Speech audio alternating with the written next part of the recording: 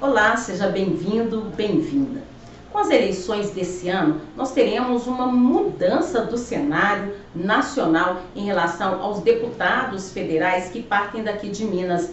Além disso, aqui na Assembleia Legislativa também teremos uma renovação, um pouco menor, mas com um dado bastante significativo. A bancada feminina aumenta, serão 15 mulheres. Eu sou Etel Corrêa e esse é o Fato em Foco. Eu converso hoje com o cientista político Thiago Silani. Ele que é professor da Universidade Federal de Alfenas e também é pesquisador do Centro de Estudos Legislativos da UFMG. O professor nos ajuda a entender como fica esse cenário a partir de 2023. Seja bem-vindo, professor. Obrigado a todos. Espero poder ajudar aí nessas interpretações sobre o novo cenário, né? Essa chegada de deputados federais, além de serem novatos, representa atividades de nichos diferentes. A gente tem aí o Nicolas Ferreira, um jovem, né, que a gente vê que tem posturas bastante de direita, que é um jovem muito firme nas suas colocações, um dos principais apoios aí do presidente atual Jair Bolsonaro. Temos aí a nossa representante transgênero, a Duda Salabert, que é também uma grande representatividade. Foi também uma vereadora muito bem votada, né? Temos aí a Dandara, que vem de Uberlândia, uma liderança afrodescendente, que também tem apenas 26 anos, e chama atenção também a chegada da primeira indígena Chacriabá, que vai para a Câmara. Como é que o senhor interpreta essa mudança, principalmente no cenário federal, essas representatividades que chegam ali? A questão da representatividade, ela é muito importante. Então, quanto mais mulher, negros, indígenas se façam presentes na representação legislativa, é fundamental, porque os assuntos, né, as pautas que dizem respeito a estes grupos vão se fazer presente. Contudo, essa representação ainda é muito minoritária no conjunto global da Câmara dos Deputados. Pode ser que determinados temas sejam pautados, projetos de lei sejam pautados por essas lideranças, essas minorias que conseguiram se eleger, mas é muito difícil se você não conseguir ali arregimentar boa parte do legislativo para essas causas, e até mesmo em uma interlocução também com o Poder Executivo. Importantíssimo enfatizar, né, a presença da Duda Salabert. Ela e mais uma outra, acho que deputada pelo estado de São Paulo, né, que são, se eu não me engano, são transgêneras. Indígenas, vamos ter presença de 4 indígenas, mas é interessante destacar que uma dessas indígenas, se eu não me engano, é eleita por Tocantins, posso estar equivocado, é uma apoiadora de Bolsonaro. Né? Então, há até um certo paradoxo, né? Porque o governo Bolsonaro vem sendo acusado de não respeitar as causas indígenas, a questão da demarcação de terra, da exploração econômica de atividades predatórias em terras indígenas, e ele ainda contar com o apoio de uma indígena, né? Mas a presença é muito importante desses grupos minorizados, até para a questão da presença e para que determinadas pautas que dizem respeito às mulheres, aos índios, aos negros, sejam pautadas e sejam problematizadas nesse espaço de debate que é o parlamento, né? A segunda transgênero que você citou é a Érica Hilton. Ela foi eleita, inclusive, com um número de votos acima do da Duda Salabert, cerca de 400 mil votos acima do da Duda. É uma representação muito importante lá de São Paulo, né? E as duas com certeza devem fazer uma dobradinha ali no Congresso para puxar pautas que têm sido colocadas durante o governo Bolsonaro, por exemplo, essa questão do trato da política de gêneros, né, dentro das escolas, que são pautas que são trazidas aí e que no governo atual elas foram deixadas de lado e que agora podem voltar muito fortes aí, não é? No limite, elas podem tentar mobilizar essas pautas com o campo da esquerda, né, que tende a ser mais progressista e tende a ter uma certa simpatia por essas causas, né? Então, ela pode tentar articular pelo campo da esquerda, que é de onde ela advém, né? O PDT é um partido localizado à esquerda do espectro político. Mas acho que a gente precisa também saber quem vai vencer as eleições presidenciais para entender como é que fica a conformação do Congresso Nacional todo ao fim das eleições, porque por mais que haja uma formalização de apoio eleitoral para as candidaturas, alguns partidos tradicionalmente são adesistas ao governo, né? Então, basicamente, estou me referindo aos ditos partidos chamados do Centrão, né? Então, boa parte de parlamentares que hoje compõem a coalizão eleitoral ou a coligação eleitoral do Jair Messias Bolsonaro, em caso de uma vitória do Lula, podem, inclusive, vir a compor futuramente uma base de coalizão no governo Lula. Então, a correlação de forças ainda no Congresso deve alterar muito. E a depender de como a correlação alterar, algumas pautas podem encontrar espaço. É claro que o próprio perfil do Congresso é um perfil conservador, né?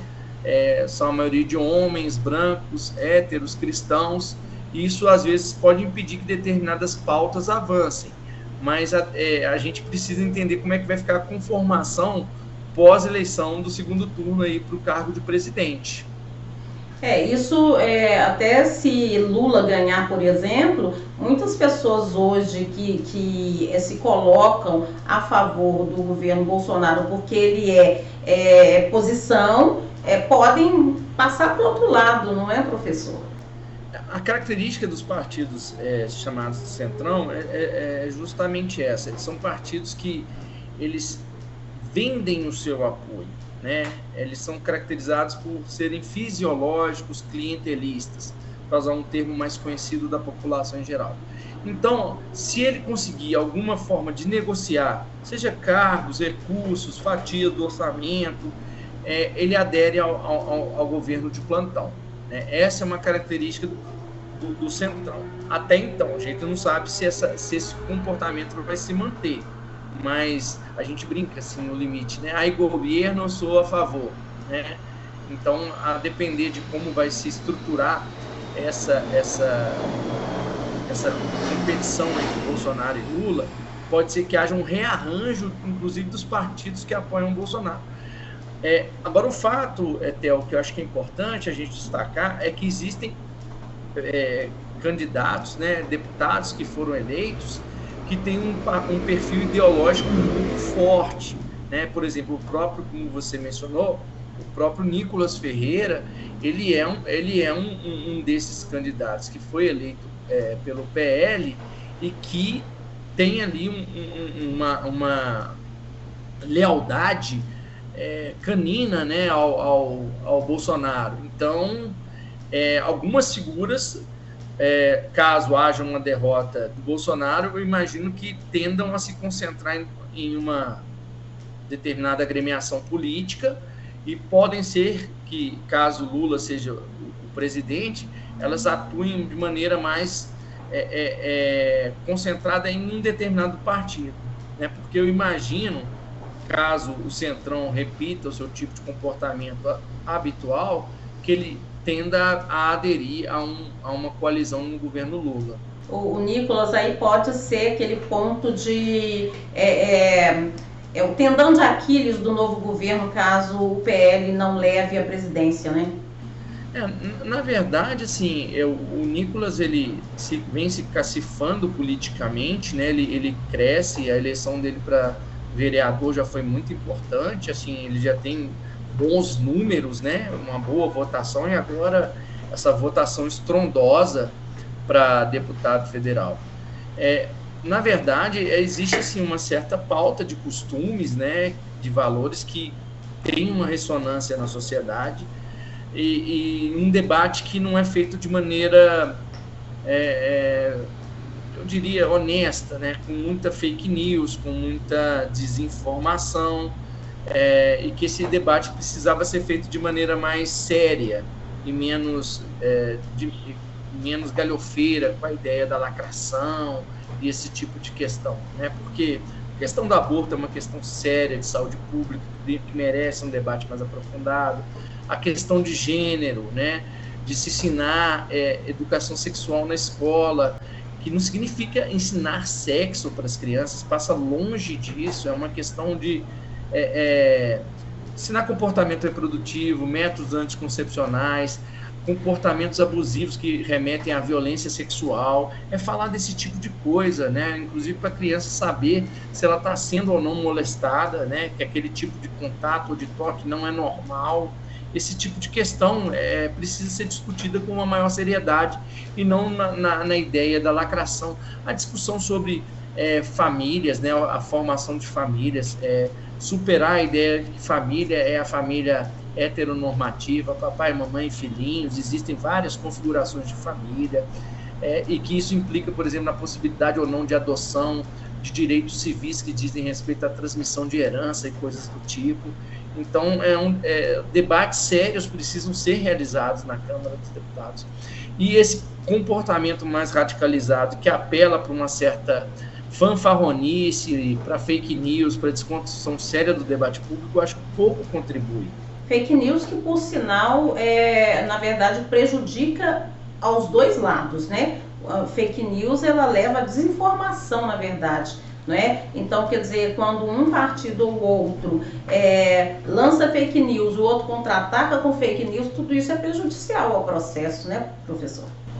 Esse é o empobrecimento do debate público, né? Porque aquilo que é o cerne dos problemas de fato, aquilo que vai dizer acerca do desemprego, da fome, do transporte público, da saúde, da educação, fica em segundo plano para se discutir sexo dos anjos, né?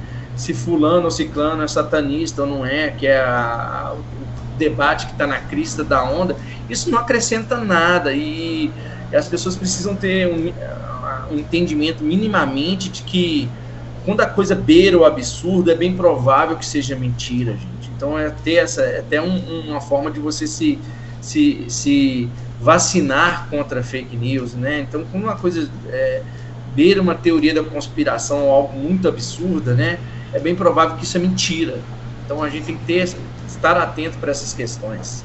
Agora, professor, eu queria voltar a falar, então, desse cenário. Vamos lá. Minas tem, então, 53 deputados federais na Câmara Federal. Dentro do número macro da Câmara, Minas é representativa? A forma como é organizado o Poder Legislativo, né, ela considera a população dos estados, né? Existe um mínimo constitucional e um máximo, né? Sendo que o máximo é ocupado pelo estado de São Paulo e o mínimo são os estados do norte do país. Eu acho que o mínimo constitucional é 8 deputados, 8 parlamentares, se eu não me engano, e o máximo, eu posso estar enganado, eu acho que é 70, posso estar enganado, tá, Etel? Mas de cabeça esses números me fogem. Mas existe uma distorção, porque quando você pondera pelo tamanho da população, acaba que estados menores, eles têm uma representação maior do que São Paulo, por exemplo, mas o fato é que a distribuição de cadeiras para os estados leva em consideração o tamanho das populações dos estados. Então, nesse sentido, Minas Gerais tem uma representatividade, sim. Muitas pessoas têm dificuldade de entender, votam, mas não sabem o que estão votando. Então é importante falar para as pessoas o que esses deputados estão lá para fazer. Eu queria que o senhor esclarecesse para as pessoas, olha, então esses que estão indo para lá, eles vão votar leis, não só para Minas, eles vão votar leis para o país. Qual é o papel do deputado federal que as pessoas podem esperar que os nossos deputados federais contribuam? Não é apenas para Minas, não é, professor? Certo. O deputado federal, ele vai atuar nas políticas públicas de alcance nacional. Então a gente tem que ter isso em mente. O papel constitucional do deputado federal é aprovar leis, fazer leis, aprovar leis e fiscalizar atos e omissões do Poder Executivo. A gente sabe que, na verdade, a dinâmica de funcionamento do Congresso, ela implica na construção de coalizões, seja de apoio, né, coalizões de governo, ou coalizões de veto, né, que significa coalizões de oposição. Então, existe uma dinâmica em que os partidos se organizam em torno de pautas, né, das políticas públicas que eles desejam aprovar ou que eles desejam vetar, e essa dinâmica informa muito o funcionamento dos partidos. É importante, né, que o eleitor esteja atento à atuação dos parlamentares mineiros, mesmo que se ele tenha, o deputado que ele tenha votado, né, o candidato que ele tenha votado, não tenha sido eleito, porque, querendo ou não, é um representante do Estado no parlamento, né, e acompanhar a atuação desse representante do Estado é importante. E é interessante a gente mencionar a questão desse esquecimento do voto, né, Theo, porque imaginem só, nós temos um número muito grande de partidos e cada partido pode lançar o número de cadeiras em disputa mais um. Então, se são 53 deputados mineiros na Câmara dos Deputados Federais, cada partido pode lançar 54 deputados. Se a gente imaginar que 10 partidos lançam 54, são 540 pessoas disputando as vagas. É impossível para o eleitor memorizar essa quantidade de candidatos, né, disputando a eleição. E a forma como o voto é dado, né, se vota no candidato, mas primeiramente o voto vai contar para o partido. Se o partido obter uma votação que alcance o quociente eleitoral, que é o número de votos válidos dividido pela quantidade de cadeiras disponíveis, ele elege um deputado. Então, é interessante a gente enfatizar que existe uma disputa entre partidos, mas existe uma disputa também dentro dos partidos. E o que acontece? A maioria dos eleitores não elege um deputado, né? O voto dele vai contar para esse cálculo do partido, mas não vai contar para eleger o deputado, assim, no final das contas, né? Porque a grande maioria, a gente poderia dizer assim, perde o seu voto, né? Elegeu uma outra pessoa do partido. Mas isso não impede que o cidadão seja vigilante, né? Esteja atento à atuação dos parlamentares mineiros, mesmo que ele não tenha sido a escolha desse eleitor no momento da eleição. Eu queria passar então agora para a gente falar sobre a questão da Assembleia Legislativa. Eu acho que uma coisa que chama muita atenção é esse crescimento da bancada feminina, né, com 15 mulheres, e a gente vê que houve sim uma renovação, mas considerada menor dos últimos 20 anos, né? Foi pouco mais de 30% aí dos eleitos que são novatos, né? Mas eu queria que o senhor analisasse para nós como fica essa nova Assembleia, que traz aí alguns nomes que, apesar de serem novos ali nas cadeiras, a gente tem figuras que já são até conhecidas, né? Como é que o senhor analisa a renovação da Assembleia Legislativa? Sim, até a renovação mais baixa nesses últimos 20 anos era até esperada em certo sentido. Por quê? Em 2018 nós tivemos uma renovação altíssima. Então você tem aí uma série de candidatos a deputados estaduais que estavam concorrendo à reeleição, porque estavam vindo do seu primeiro mandato, né? Então é muito comum, né, eles continuarem a carreira, né, na Assembleia e se submeterem a um mandato. E, num certo sentido, aquela onda de renovação política alicerçada no discurso da antipolítica, que se fez muito presente nas eleições de 2016 e na de 2018, arrefeceu. A gente já percebeu isso na eleição para a prefeitura, né, para as eleições municipais de 2020 e nessas eleições. Então, era esperado uma renovação mais baixa mesmo do parlamento. Contudo, já tem pessoas que estão assumindo o cargo de deputado estadual, mas que tem já uma expertise política, né? Isso é um fato. Agora, como você mencionou, a representação, o recorde da bancada feminina eleita, né, é importante, 15 mulheres, é um aumento importante, acho que salta de 9 para 15, era um número que já vinha aumentando para uma Assembleia que já elegeu 3 mulheres apenas, 4 mulheres apenas, você eleger 15 mulheres dá um salto substantivo. Contudo, ainda é minoria, né?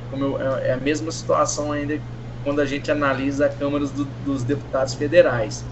Ainda é um grupo minoritário, apesar de ser maioria na população brasileira. E outro ponto que eu acho importante, né? Não necessariamente a presença de mulheres vai repercutir em políticas públicas feministas, vamos dizer assim, né? Mas há de se pensar que a presença da mulher, né, a política de presença, já pode trazer uma reflexão acerca de determinados temas que dizem respeito às mulheres. Então, para a gente encerrar, professor, eu queria que o senhor falasse desse momento. A gente caminha para o segundo turno das eleições, é um momento em que a gente tem que estar muito atentos, né? O senhor, como cientista político, o que o senhor espera dessa reta final? É uma disputa muito dura, que tudo indica que vai ser definida por um diferencial pequeno, uma diferença pequena. Cada um dos candidatos estão procurando construir suas alianças, buscar apoios, né? E é uma eleição importante, num certo sentido, porque ela permite ao eleitor, num certo sentido, avaliar dois projetos pelo fato de ter um ex-presidente em disputa e um presidente em disputa, né? Então, você tem um projeto que já exerceu o poder e outro que está no poder. Então, há essa possibilidade de comparar esses dois projetos, avaliar, né, o que em termos de satisfação, melhoria do nível de vida, da qualidade de vida, esses dois projetos trouxeram para a vida delas, e aí tomar as suas decisões. Então, tem uma dimensão de que esse voto, ele olha para o passado, né, um passado recente relacionado ao exercício do mandato do Bolsonaro, e um passado não tão recente assim, que é os mandatos do ex-presidente Lula, mas também prospectam qual futuro que nós queremos, né? Então, acho que essa é a ideia dessa eleição. E um Brasil muito dividido em torno dessas duas bandeiras aí, né? E inclusive dividido espacialmente. Há uma divisão espacial do voto, você percebe claramente que determinadas regiões do país votaram em um candidato e outro, né, em outro. Minas Gerais deu no primeiro turno a vitória a Lula, mas espelhando muito o resultado nacional, né, uma margem pequena de votos, e isso diz o quanto que é importante ganhar em Minas, né, porque dizem que ganhar em Minas é um passo importante para se ganhar o Brasil. Então, eu imagino que Minas Gerais será rota de passagem dos dois candidatos nesse segundo turno. Uma rota muito frequente, assim diria. Aliás, já começou nessa quinta-feira já, né, o passeio desses políticos aqui, e pelo jeito, então, a eleição vai ser decidida aí voto a voto, né? Um votinho fazendo a diferença, não é, professor? Eu acho que todo voto é importante, né? Se você quer que seu candidato seja eleito, eu acho que é importante você comparecer, né, no dia 28 para definir aí os rumos do futuro do país. Se vocês querem que continue, né, esse projeto, ou se vocês querem um novo projeto político para o país. Eu cobri as eleições, que eu percebi muita gente mais idosa que já não votava há muito tempo, foi às urnas, e muita gente jovem que nunca havia votado, de 16 anos, 17 anos, indo às urnas. Isso é uma mensagem aí subliminar, existe aí, não é, professor? Talvez passe por esse aspecto mesmo de que as pessoas querem ali realmente fazer a diferença, né? Por mais que, se você pensar no voto individualmente, ele é infinitesimal, o peso dele, né? Mas no agregado você espera que faça a diferença, né? Muito obrigado, professor, por ter falado com a gente aqui, e tomara que a gente tenha aí um bom resultado. A gente não sabe o que é o bom resultado para um ou o bom resultado para outro, né? Mas que seja o melhor resultado para o Brasil nessas eleições. Obrigada, viu? A gente precisa de paz, né, Theo? Tranquilidade, cordialidade, que o debate público seja mais claro, mais transparente, né? Que a gente possa aí voltar a ter uma sociabilidade mais amigável, né? É importante o país poder ter paz. Tá bom, então. Muito obrigada, então, viu, professor? Obrigada a você também que acompanhou a nossa coluna. Você me encontra também nas redes sociais. Eu estou no @EtelCorreia Jornalista no Instagram. Estou no Twitter, Etel_Correia. Estou todos os dias na TV Alterosa, trazendo as notícias do nosso dia a dia, discutindo aquilo que nos interessa. Se você quiser ver algum tema aqui no nosso canal, mande pra gente aí, se inscreva no nosso canal, mande no direct aquilo que você gostaria de ver e vamos discutir, vamos falar sobre as coisas que nos interessam. Até a próxima. Este foi mais um Fato em Foco.